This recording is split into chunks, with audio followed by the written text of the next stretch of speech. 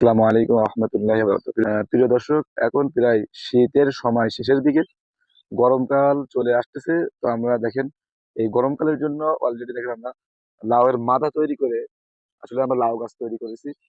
যে জানি যে গরমকালে আসলে একটু লাউয়ের দামটা একটু বেশি থাকে। এটা এখন মোটামুটি চারা মাসাল্লাহ খুব সুন্দর হয়েছে।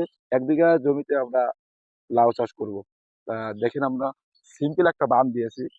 এই যে বাঁশগুলা দেখেন, ফিট বাই 8 ফিট দিচ্ছি দেখেন, দিয়ে সিম্পল করে এর উপর দিয়ে দেখেন এই যে নেট দিয়ে দিচ্ছি, দিয়ে আমরা একটা শেড তৈরি করছি, যেটাকে মাচা বলে বা ধান বলে। অল্প খরচে মোটামুটি আমরা এই লাউ চাষটা করার জন্য চেষ্টা করব। তো আপনারা জানেন, এই বছর আসলে ফুলকপির দাম অনেক কম গিয়েছে আসলে বাজারে। মানুষ ফুলকপি কিনে নাই, চাষিদের অবস্থা খুবই খারাপ ছিল। তো আমরা এই লাউ চাষ করব, তার মাঝে আবার এই নতুন করে গরমের জন্য আমরা ফুলকপির বীজ ফেলিয়েছিলাম, এবং দেখেন চারা অলরেডি হয়ে গেছে। তো আমরা ওই প্রত্যেকটা কুড়ির করে একটা করে লাউ গাছ দিব, এবং মাঝখানে আবার এই ফুলকপি আমরা রোপণ করবো। এগুলা গরমকালে পাওয়া যাবে, আশা করা যায় ইনশাল্লাহ। গরমকালে ফুলকপির দামটা একটু বেশি থাকবে। তো এই জন্য আমরা আবার এই নতুন করে ফুলকপির বীজ ফেলেছি।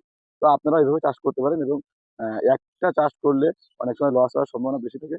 তো 2-3টা চাষ যদি করা যায়, তাহলে লাভবানটা বেশি হওয়া যায়। তো আপনারা এভাবে চাষ করবেন এবং কৃষিকে এগিয়ে নিয়ে যাবেন।